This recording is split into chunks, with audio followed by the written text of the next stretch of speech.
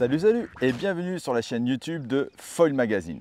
J'ai eu la chance de recevoir de la part de la marque Gastrafoil leur toute nouvelle aile de Wingfoil, la Cross 2024, et je l'ai reçue en 5.2. Alors en toute franchise, au premier coup d'œil, elle semble absolument parfaite. Et si je t'en parle aujourd'hui, c'est parce que mes amis de l'école Rui Meira Center au Portugal m'ont fait que des éloges concernant cette wing.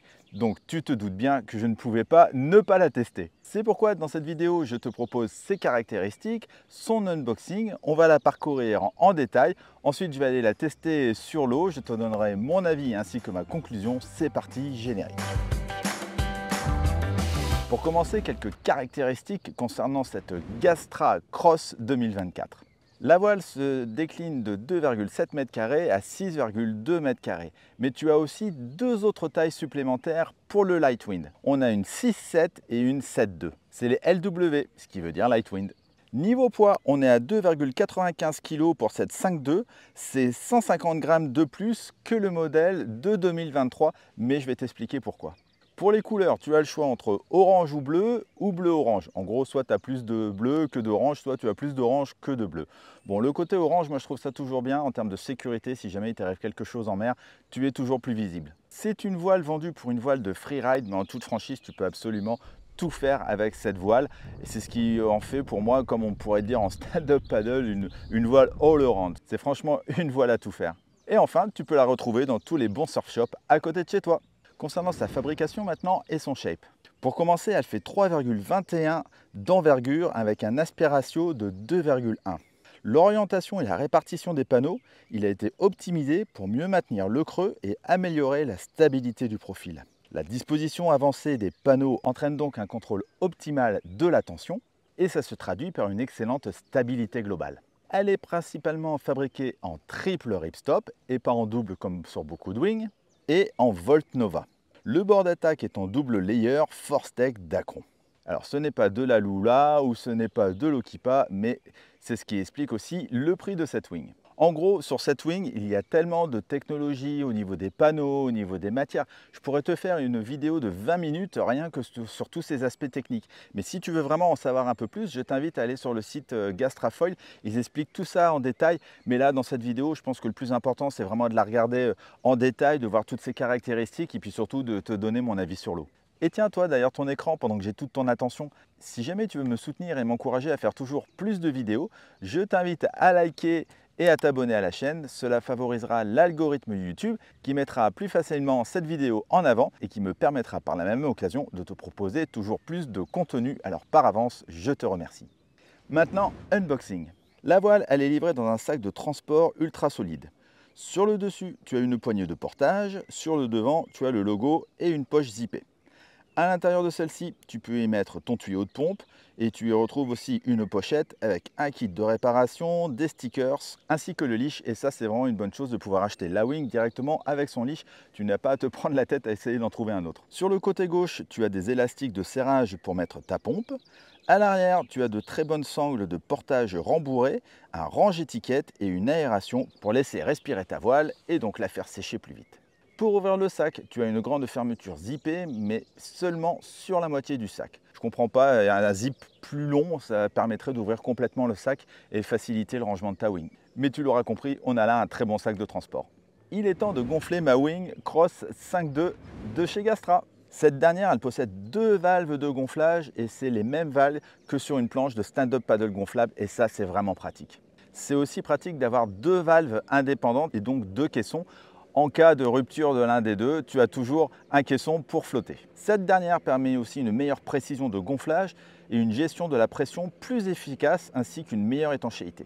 N'oublie pas de mettre le bitonio jaune du milieu en position haute et pas en position basse pour gonfler. Ensuite, tu mets l'adaptateur sur ta pompe de wing et tu peux commencer à gonfler jusqu'à 9 PSI pour la 5.2. Franchement, 9 PSI, c'est beaucoup pour une wing. Une fois à la bonne pression, il ne te reste plus qu'à enlever l'embout de pompe, fermer le capuchon et mettre ton leash. Le leash, justement, il s'installe hyper facilement. Tu as la boucle sur ta wing, tu passes le bout de leash dans ta wing, tu repasses l'extrémité de ton leash dans le petit bout. Bref, regarde sur les images, c'est pas très compliqué. C'est un leash élastique et il possède un émerillon pour éviter qu'il s'enroule sur lui-même et une sécurité anti-arrachage. C'est le morceau rouge que tu vois et ça c'est vraiment bien en cas de problème. C'est vraiment une sécurité supplémentaire. Voilà, ta wing est prête à naviguer. Maintenant, regardons de plus près cette Gastra 5.2 Cross 2024. Attention. Je commence par la grosse poignée de Freefly. Elle est de taille standard et possède de gros renforts tout autour. Juste au-dessus, tu as l'attache de leash qu'on a vu tout à l'heure avec également un renfort. Parlons des renforts justement. Tu en as sur les oreilles et sur les coutures des différentes sections de segments de bord d'attaque. Et tu en as aussi un autre sur le dessus et celui-ci il est vraiment très pratique. En plus, ils sont tous en Kevlar et ça c'est rare sur une wing. À l'arrière, tu as 2 lattes de chaque côté qui sont très bien optimisées et qui ont un renfort supplémentaire. Elles sont faites avec une barre semi-rigide à l'intérieur. Le but, tendre encore plus la voile et éviter les effets de claquement par exemple. Tu as également 4 grandes fenêtres très bien placées et perpendiculaires à la latte centrale. Elles sont rigides et ne se déforment pas à la longue. Je continue sur les poignées. À l'avant, elle fait 30 cm de long et celle à l'arrière 40 cm.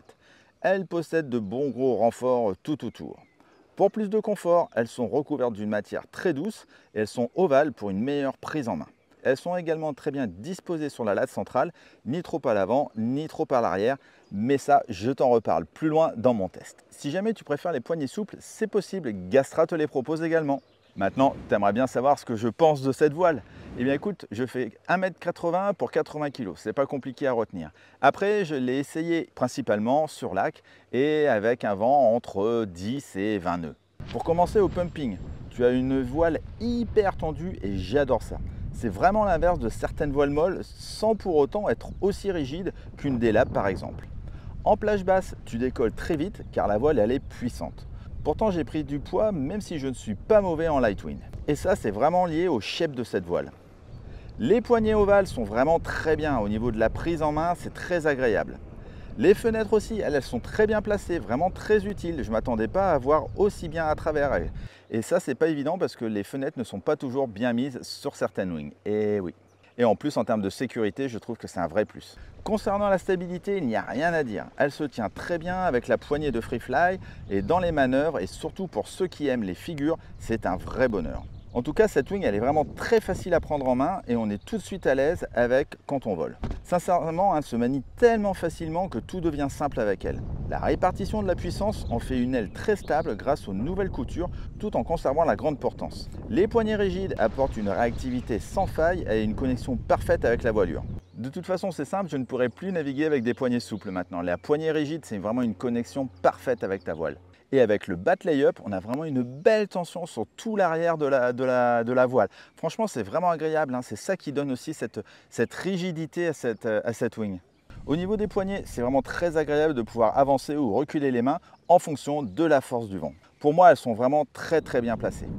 La présence des fenêtres améliore la visibilité avant de faire des transitions par exemple, et celles-ci sont placées exactement au bon endroit pour que tu puisses réellement voir quelque chose. Alors si je devais faire quelques remarques, parce que la voile parfaite n'existe pas bien évidemment, j'aurais bien aimé des petites chaussettes en néoprène au niveau des poignets, en tout cas au niveau des bords des poignets.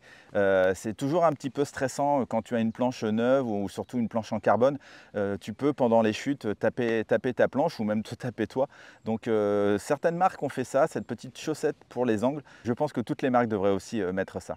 Concernant le leash, je le trouve un petit peu trop long, mais du coup c'est pas mal si tu ne le mets pas au poignet, mais si tu l'attaches vraiment à ta ceinture. Je pense qu'il est vraiment fait pour ça, mais sinon je le trouve un petit peu long.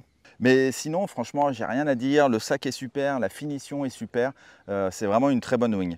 Et du coup, tu l'as compris, on arrive à la conclusion de cette vidéo. On a là avec cette Cross Gastra 2024 une voile de wing tout à fait aboutie. Il n'y a pas de secret, c'est vraiment du très bon matos. C'est du matos facile qui s'adapte pour tout le monde, qui est très bien fini. Franchement, c'est vraiment une très bonne wing. Je ne m'attendais pas à quelque chose d'aussi bien et je pense que c'est vraiment une voile à tester et qui peut se placer vraiment dans les meilleures wings du marché. Si tu es à la recherche d'une aile polyvalente, sincèrement, elle est vraiment faite pour toi. Je pense que dans les vagues, elle doit être top aussi. Et je trouve qu'on n'en voit pas suffisamment sur nos spots. Alors j'espère que cette vidéo, en tout cas, leur filera un petit coup de pouce parce qu'elle mérite vraiment qu'on parle d'elle et elle mérite vraiment d'être testée et elle mérite vraiment d'être entre tes mains. Si jamais tu l'as testée ou si tu la connais, cette wing, n'hésite pas dans les commentaires à donner aussi ton avis.